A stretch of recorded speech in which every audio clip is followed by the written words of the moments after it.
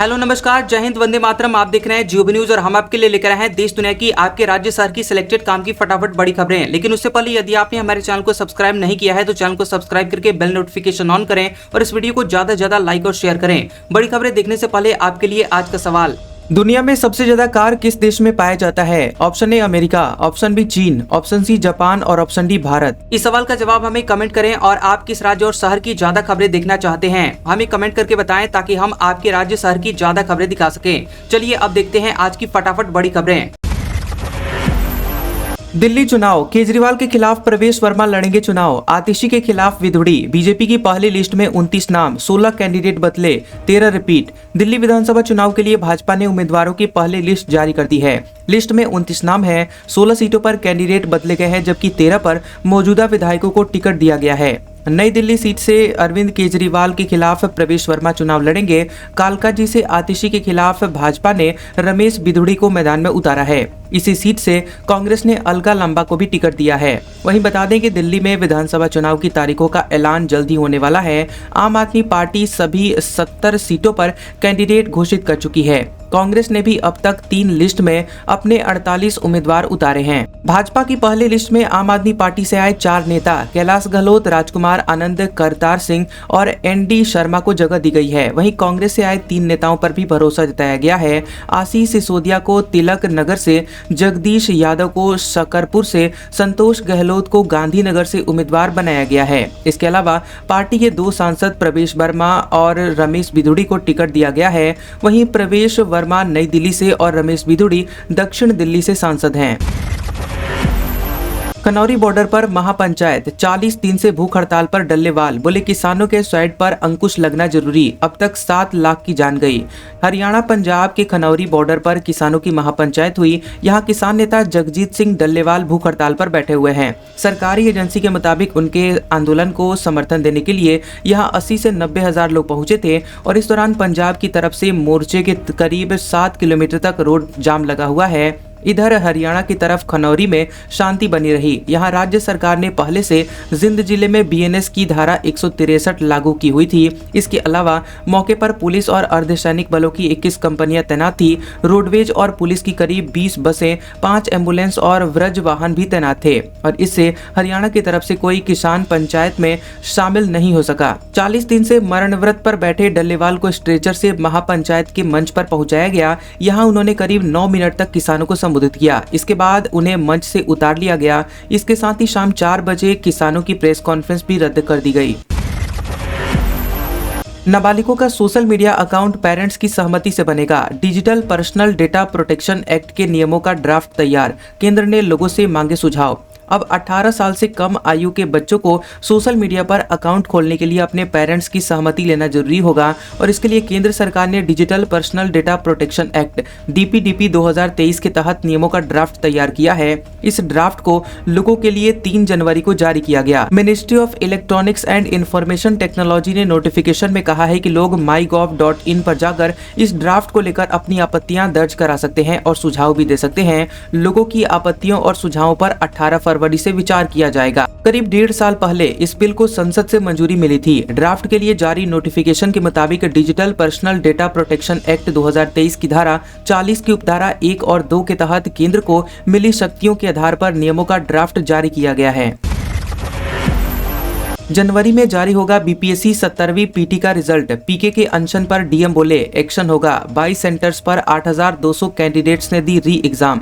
पटना में बापू सेंटर पर 13 दिसंबर को हंगामे के बाद रद्द हुई बीपीएससी 17वीं पीटी री एग्जाम खत्म हो गई है। परीक्षा हॉल से निकले छात्रों ने बताया कि काफी आसान सवाल पूछे गए थे। री एग्जाम के लिए शहर में 22 सेंटर बनाए गए थे और एक ही शिफ्ट में दोपहर 12 बजे से 2 बजे तक परीक्षा ली गई। परीक्षा के लिए सुबह 9:30 बजे से एंट्री शुरू हुई थी। इस बीच लोक सेवा आयोग के चेयरमैन परमार रवि मनुभाई ने बताया कि बीपीएससी 17वीं पीटी का रिजल्ट जनवरी के अंतिम हफ्ते में जारी हो सकता है। उसके बाद अप्रैल में मेंस की परीक्षा होगी। वहीं री एग्जाम के बीच सेंटर पर पहुंचे डीएम चंद्रशेखर ने कहा कि री एग्जाम के बाद प्रशांत किशोर पर एक्शन लिया जाएगा।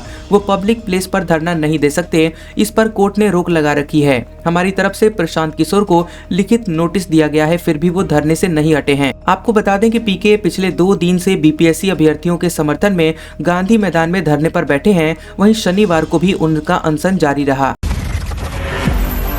प्रगति यात्रा के दूसरे फेज में गोपालगंज पहुंचे सीएम नीतीश कुमार। 138 करोड़ से 72 योजनाओं का किया शिलान्यास। टेंगराही में आईटीआई भवन का किया उद्घाटन। सूबे के मुख्यमंत्री नीतीश कुमार प्रगति यात्रा के दूसरे फेज में गोपालगंज पहुंचे। इस दौरान उन्होंने विभिन्न प्रखंडों के विभिन्न विभागों की 138 करोड़ की लागत वाली 72 योजनाओं का जिले वासियों को सौगात दिया। वहीं सीएम ने सबसे पहले सिधवलिया प्रखंड के काशी टेंगराही स्थित आईटीआई भवन का उद्घाटन किया। इसके बाद करसघाट स्थित पुस्तकालय का उद्घाटन करते हुए विभिन्न विभागों द्वारा लगाए गए स्टॉल का निरीक्षण किया। इसके साथ ही पोखरे में मछली का जीरा और बत्तख डालकर जल जीवन हरियाली की आगे बढ़ाया। इसके बाद मीरगंज के लिए सड़क मार्ग से रवाना हुए, जहां उन्होंने मीरगंज विजयीपुर बाईपास का उद्घाटन करने के बाद जिला समाहरणालय सभागार में पहुंचकर समीक्षा बैठक करने के बाद वापस हेलीकॉप्टर से पटना के लिए रवाना हो गए। महाकुंभ का सरकारी एक्स हैंडल हुआ सस्पेंड, है किया रूल्स वायोलेशन की आशंका। महाकुंभ 2025 के नाम से कई फेक अकाउंट भी है एक्टिव। बता दें कि प्रयागराज महाकुंभ का आधिकारिक एक्स हैंडल महाकुंभ 2025 सस्पेंड कर दिया गया है। हालांकि 24 घंटे बाद फिर से एक्टिव हो गया। आशंका जताई जा रही है कि इसे हैक करने की कोशिश की गई होगी या अकाउंट से एक्स के नियमों का उल्लंघन किया गया है। हालांकि कई घंटों से सस्पेंड होने के बावजूद इस मामले में कोई भी आधिकारिक बयान अभी तक सामने नहीं आया है। इस एक्स हैंडल से 14,000 लोग जुड़े हैं। इसे सर्च करने वालों की संख्या भी बहुत अधिक है। अब महाकुंभ की तैयारियां अंतिम दौर में हैं और इस एक्स हैंडल पर मेला से जुड़ी हुई सभी जानकारियां शेयर हो रही थी। वहीं इन दिनों महाकुंभ 2025 के नाम से कई फेक अकाउंट भी एक्टिव हैं। महाकुंभ 2025 नाम से कई अकाउंट्स वेरीफाइड भी हैं। बता दें कि सरकार ने इस बार महाकुंभ के लिए दिव्य, भव्य और डिजिटल का नारा दिया है। ऐसे में अगर आधिकारिक एक्स हैंडल ही सस्पेंड हो जाता है तो यह सरकार की साख पर एक बड़ा सवालिया निशान लगाता है। आईआईटी बीएचयू गैंगरेप पीड़िता की मां की हाईकोर्ट से गुहार। बेटी को 1 साल में 12 बार बुलाया गया, 8 बार जीरह में आई। पढ़ाई परीक्षा पर असर पड़ रहा है। बता दें कि वाराणसी आईआईटी बीएचयू में छात्रा से गैंगरेप केस में अब पीड़िता की मां सामने आई है। फास्ट ट्रैक कोर्ट में बेटी की जीरह टलने के बाद मां ने इलाहाबाद हाईकोर्ट और वाराणसी जिला जज को ईमेल भेजा। लिखा, बार बार पेशी पर आने से बेटी पर मानसिक असर पड़ रहा है। बार बार समन आते हैं, परिवार दबाव में है। मेरी बेटी के साथ जो दरिंदगी हुई उसके तीनों आरोपियों की सजा की जगह जमानत मिल गई। वह लोग आराम से घर पर हैं। बेटी बेंगलुरु में इंटर्नशिप कर रही है। 31 जनवरी के बाद ही वाराणसी लौटेगी। बार बार पेशी से परेशान हो चुकी है। हम ये लड़ाई सिर्फ न्याय के लिए लड़ रहे हैं। हमें आरोपियों को सजा दिलानी है। हम गवाही भी देंगे, मगर स्थितियों पर कोर्ट को विचार करना चाहिए। महाकुंभ के श्रद्धालुओं के लिए स्टेशन की कलर कोडिंग। लाल रंग लखनऊ वाराणसी तो हरा कानपुर के यात्रियों के लिए। रेलवे ने एंट्री एग्जिट तय की। महाकुंभ के लिए रेलवे की तैयारी अंतिम दौर में है। लाखों श्रद्धालुओं के स्वागत और सुविधाजनक यात्रा के लिए रेलवे ने बड़े पैमाने पर तैयारियां की हैं। प्रमुख स्नान पर्वों के दिन करोड़ों श्रद्धालुओं के आने की संभावना है। इसको लेकर प्रयागराज रेल मंडल के सभी स्टेशनों पर एंट्री और एग्जिट के प्लान तैयार किया गया है। स्टेशन परिसर में श्रद्धालुओं को अफरा तफरी और समस्याओं का सामना न करना पड़े, इसके लिए एंट्री और एग्जिट के अलग अलग रास्ते बनाए गए हैं। वहीं रेलवे ने यात्रियों के लिए कलर कोडिंग भी की है और यात्री आश्रय स्थल के कलर, टिकट के कलर और रूट आदि को रेलवे ने फाइनल कर दिया है। रूट, शहर के यात्री कहां जाए, किस प्लेटफॉर्म पर उनकी ट्रेनें होंगी, यह पहले से तय है। महाकुंभ में 45 करोड़ श्रद्धालुओं के आने की संभावना है और इसमें से करीब 10 करोड़ श्रद्धालु ट्रेन से प्रयागराज पहुंचेंगे। श्रद्धालुओं की संख्या को लेकर प्रयागराज रेल मंडल की महाकुंभ के दौरान 3000 मेला स्पेशल ट्रेनों के साथ लगभग 13,000 ट्रेनों को चलाने की योजना है। अजमेर दरगाह में चढ़ाई गई पीएम मोदी की चादर। केंद्रीय मंत्री रिजिजू ने प्रधानमंत्री का संदेश पढ़ा। कहा, देश में अच्छा माहौल चाहते हैं। प्रधानमंत्री नरेंद्र मोदी की ओर से भेजी गई चादर ख्वाजा मोइनुद्दीन चिश्ती की दरगाह पर चढ़ाई गई है। अजमेर दरगाह विवाद के बीच केंद्रीय अल्पसंख्यक कार्य मंत्री एवं संसदीय कार्य मंत्री किरण रिजिजू पीएम मोदी की ओर से भेजी गई चादर लेकर अजमेर पहुंचे। दरगाह पर उन्होंने देश में अमन, चैन, भाईचारे की दुआ मांगी। इसके बाद प्रधानमंत्री का संदेश पढ़कर सुनाया। इससे पहले जयपुर एयरपोर्ट पर रिजिजू ने कहा कि पीएम मोदी की ओर से चादर चढ़ाना पूरे देश की ओर से चादर चढ़ाने जैसा है। हम देश में अच्छा माहौल चाहते हैं। अजमेर में दरगाह पर लाखों लोग आते हैं, उन्हें कठिनाइयों का सामना करना पड़ता है, इसलिए ऐप और वेब पोर्टल लॉन्च किया गया है। इस पर दरगाह पर मिलने वाली सुविधाओं से लेकर अन्य सभी तरह की जानकारियां मिलेंगी। विवादों के बीच योगी से मिले आशीष पटेल, शाह नड्डा ने अनुप्रिया को कॉल की, बयानबाजी से बीजेपी संघ नाराज। योगी सरकार और अपना दल एस के बीच चल रही तकरार के बीच मंत्री आशीष पटेल ने सीएम योगी से मुलाकात की है। दोनों के बीच ये मुलाकात करीब 30 मिनट तक रही। योगी के गोरखपुर से लौटने के बाद मंत्री आशीष पटेल सीएम आवास पहुंचे थे। आशीष पटेल लगातार एसटीएफ और अफसरों के खिलाफ बयानबाजी कर रहे थे। वहीं भाजपा के केंद्रीय नेतृत्व ने आशीष पटेल और अनुप्रिया पटेल की बयानबाजी पर नाराजगी जाहिर की। वहीं सूत्रों के मुताबिक पार्टी के अध्यक्ष जेपी नड्डा और अमित शाह ने अनुप्रिया पटेल से फोन पर बात की थी और इस दौरान संयम बरतने और अनावश्यक बयानबाजी न करने की सलाह दी थी। आपको बता दें कि भाजपा के अलावा संघ भी योगी सरकार के खिलाफ बयानबाजी से नाराज है। इसे लेकर यूपी के संघ पदाधिकारियों ने भाजपा के केंद्रीय नेताओं से बातचीत की थी और कहा था कि यूपी में राष्ट्रवाद को लेकर अच्छा माहौल है। सहयोगी दलों की ऐसी बयानबाजी से मुद्दे भटक जाते हैं। माइक जॉनसन बने यूएस हाउस ऑफ रिप्रेजेंटेटिव के स्पीकर। 100 साल में सबसे कम बहुमत से जीता स्पीकर का चुनाव, ट्रंप ने दी बधाई। अमेरिकी संसद के निचले सदन हाउस ऑफ रिप्रेजेंटेटिव में अमेरिकन सांसद माइक जॉनसन को फिर से स्पीकर चुन लिया गया है।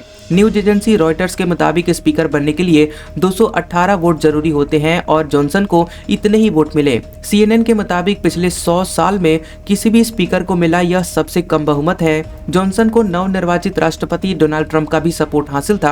हालांकि ट्रंप के सपोर्ट के बाद भी उन्हें जीत के लिए काफी मशक्कत करनी पड़ी। वोटिंग की शुरुआत में उनकी रिपब्लिकन पार्टी के ही 3 सांसदों ने उनका सपोर्ट करने से इनकार कर दिया। इसके बाद जॉनसन ने बहुमत हासिल करने के लिए 45 मिनट तक लॉबिंग की, तब जाकर उन्हें 2 रिपब्लिकन सांसदों का सपोर्ट मिला जिससे वो बहुमत हासिल कर पाए। बता दें कि लुइसियाना से सांसद माइक जॉनसन को 2023 में भी इसी हाउस का स्पीकर चुना गया था। दुनिया की सबसे बुजुर्ग महिला का हुआ निधन। जापान की तोमिको ने 116 साल की उम्र में ली अंतिम सांस। अब ब्राजीली महिला सबसे उम्र दराज बनी।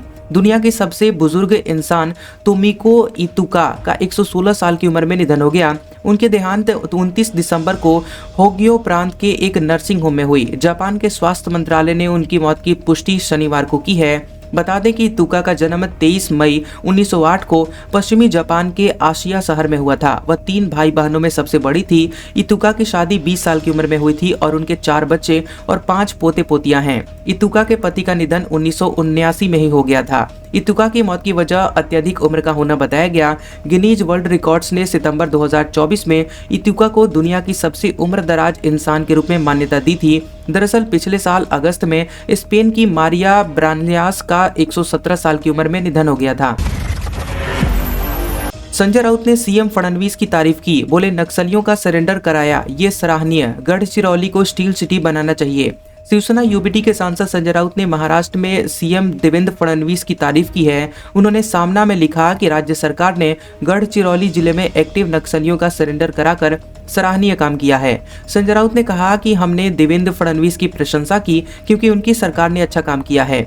महाराष्ट्र हमारा राज्य है। गढ़चिरौली जैसी जगह जो नक्सलवाद से प्रभावित है, अगर नक्सलियों ने सरेंडर कर संवैधानिक रास्ता चुना है तो हम उनका स्वागत करते हैं। उन्होंने कहा कि गढ़चिरौली का विकास होना पूरे महाराष्ट्र के लिए अच्छा है। सीएम ने संरक्षक मंत्री के तौर पर गढ़चिरौली का प्रभार संभाला है, हम इसकी सराहना करते हैं। पीएम मोदी ने जब भी अच्छा काम किया है हमने उनकी भी प्रशंसा की है। दरअसल 1 जनवरी 2025 को गढ़चिरौली में 1 करोड़ रुपए की इनामी 11 नक्सलियों ने सरेंडर किया था और इनमें 8 महिला और 3 पुरुष नक्सली शामिल थे।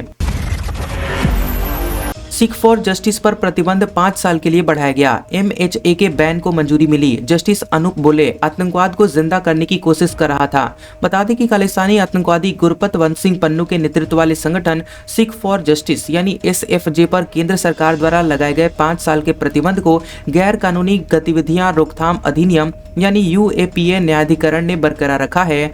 2019 से प्रतिबंधित इस संगठन पर प्रतिबंध अगले 5 साल के लिए और बढ़ा दिया गया है। दिल्ली हाईकोर्ट के जज और UAPA न्यायाधिकरण के अध्यक्ष जस्टिस अनूप कुमार मेंदीरत्ता ने कहा कि केंद्र सरकार द्वारा पेश किए गए सबूतों से यह स्पष्ट होता है कि SFJ का खालिस्तानी आतंकवादी संगठन बब्बर खालसा इंटरनेशनल और खालिस्तान टाइगर फोर्स से संबंध है। इसके अलावा यह संगठन पाकिस्तान की इंटर सर्विसेज इंटेलिजेंस यानी ISI के साथ मिलकर पंजाब में आतंकवाद को फिर से जिंदा कर रहा था। केजरीवाल बोले, पानी के गलत बिल माफ होंगे, डिटेल चुनाव के बाद बताएंगे। बीजेपी कांग्रेस एक साथ चुनाव लड़ रही है, उन्हें गठबंधन का ऐलान करना चाहिए। दिल्ली के पूर्व मुख्यमंत्री और आम आदमी पार्टी के राष्ट्रीय संयोजक अरविंद केजरीवाल ने प्रेस कॉन्फ्रेंस के दौरान कहा कि दिल्ली में पानी के गलत बिल को माफ कर दिया जाएगा। केजरीवाल ने कहा कि जब मैं जेल गया तो इन लोगों ने पीछे से पता नहीं क्या किया, कुछ गड़बड़ की और लाखों लोगों के पानी के बिल हजारों रुपए आने लगे। यह हमें बर्दाश्त नहीं हुआ। मैं ऐलान करता हूं कि जिन लोगों को लगता है कि उनके बिल गलत आए हैं, उन्हें पानी के बिल भरने की जरूरत नहीं है। चुनाव के बाद हम इन बिलों को माफ करवा देंगे और इसकी डिटेल चुनाव के बाद बताएंगे। वहीं केजरीवाल ने प्रेस कॉन्फ्रेंस में भाजपा और कांग्रेस पर दिल्ली की जनता को गुमराह करने का आरोप लगाया। उन्होंने कहा कि कांग्रेस को और भाजपा को औपचारिक रूप से ऐलान कर देना चाहिए कि वे दिल्ली में एक साथ चुनाव लड़ रहे हैं। केजरीवाल ने कहा कि ये लोग केवल गालियां देकर चुनाव जीतना चाहते हैं। आम आदमी पार्टी कह रही है कि 10 साल में हमने जो काम किए हैं उनके दम पर हमें वोट दो। अंतरिक्ष में भेजा गया लोबिया 4 दिन में अंकुरित हुआ। स्पेडेक्स मिशन के साथ बीज भेजे थे। इसरो ने तस्वीर जारी की, जल्द आएंगी अब पत्तियां।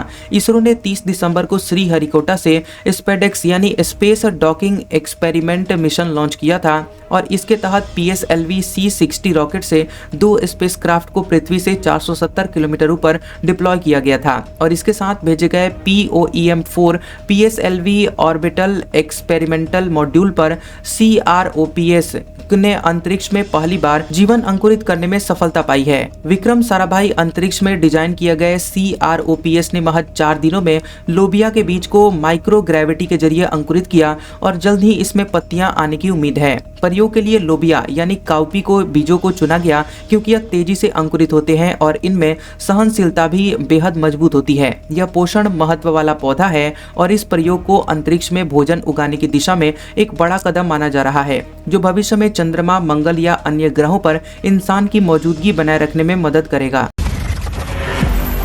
केजरीवाल पर भाजपा का 4 दिन में चौथा फिल्मी पोस्टर, लिखा दिल्ली के राजा बाबू ने आम आदमी बनकर ठगा, पहले चुनावी हिंदू बताया था। बता दें कि दिल्ली में विधानसभा चुनाव से पहले भाजपा ने 4 दिन में आम आदमी पार्टी के संयोजक अरविंद केजरीवाल के खिलाफ चौथा पोस्टर जारी किया। वहीं भाजपा ने केजरीवाल को दिल्ली का राजा बाबू कहा। पोस्टर पर लिखा, आम आदमी पार्टी प्रेजेंट्स करोड़ों का शीश महल। 1994 में आई गोविंदा के फिल्म राजा बाबू के गेटअप में केजरीवाल को दिखाकर CM आवास पर हुए खर्चे को दिखाया गया। वहीं 31 दिसंबर को जारी किए गए फिल्मी पोस्टर में भाजपा ने अरविंद केजरीवाल को भूल भुलैया फिल्म के छोटा पंडित राजपाल यादव के किरदार में दिखाकर यहां चुनावी हिंदू उनको बताया था। जम्मू कश्मीर में सेना का ट्रक खाई में गिरा, 4 जवानों की जान गई, 2 गंभीर। 10 दिन पहले भी हादसे में 5 जवानों की जान गई थी। बता दें कि जम्मू कश्मीर के बांदीपोरा जिले में शनिवार दोपहर सेना का ट्रक खाई में गिर गया और इस हादसे में 4 जवानों की जान गई है। 2 जवान गंभीर रूप से घायल हैं, जिन्हें नजदीकी अस्पताल में भर्ती करवाया गया। वहीं ट्रक में 6 जवान सवार थे। अधिकारियों ने बताया कि हादसा जिले के SK पायिन इलाके में हुआ है, जहां ट्रक सड़क से फिसलकर खाई में जा गिरा। वहीं घटना पर सेना ने बयान जारी किया और इसमें बताया गया है कि खराब मौसम के कारण विजिबिलिटी काफी कम थी और इस वजह से ट्रक सड़क से फिसलकर खाई में जा गिरा। चलिए अब देखते हैं अगले 24 घंटों के दौरान देश भर की मौसम गतिविधियां। अगले 24 घंटों के दौरान जम्मू कश्मीर, गिलगित बाल्टिस्तान, मुजफ्फराबाद और लद्दाख में 4 से 6 जनवरी के बीच हल्की से मध्यम बारिश और बर्फबारी के साथ कुछ स्थानों पर भारी बर्फबारी हो सकती है। हिमाचल प्रदेश में 5 और 6 जनवरी को हल्की से मध्यम बारिश और बर्फबारी संभव है। उत्तराखंड में 5 और 6 जनवरी को हल्की से मध्यम बारिश और बर्फबारी होने की संभावना है। पंजाब, हरियाणा, चंडीगढ़ और उत्तराखंड में 5 और 6 जनवरी को हल्की से मध्यम बारिश के साथ गरज चमक और बिजली गिरने की संभावना है। दिल्ली, NCR और पश्चिम उत्तर प्रदेश के कुछ हिस्सों में 6 जनवरी को हल्की बारिश हो सकती है। वहीं उत्तर पश्चिम भारत में अगले 3 दिनों के दौरान न्यूनतम तापमान धीरे धीरे बढ़ सकता है, लेकिन इसके बाद इसमें 2 से 4 डिग्री की गिरावट होने की संभावना है। आज का सुविचार, जिसमें सच बोलने की हिम्मत होती है, सबसे अधिक नफरत का पात्र वही बनता है। कैसा लगा ये वीडियो हमें कमेंट सेक्शन में जरूर बताएं। वीडियो पसंद आया हो तो वीडियो को लाइक और शेयर करें और ऐसी इंटरेस्टिंग वीडियोस देखने के लिए हमारे चैनल GOB न्यूज को सब्सक्राइब करें और बेल आइकॉन को दबाएं। और हमारे ओल्ड और लेटेस्ट वीडियोस देखने के लिए हमारे प्लेलिस्ट और कम्युनिटी टैब को जरूर चेक करें। तो मिलते हैं अगले वीडियो में, तब तक के लिए आपका शुक्रिया।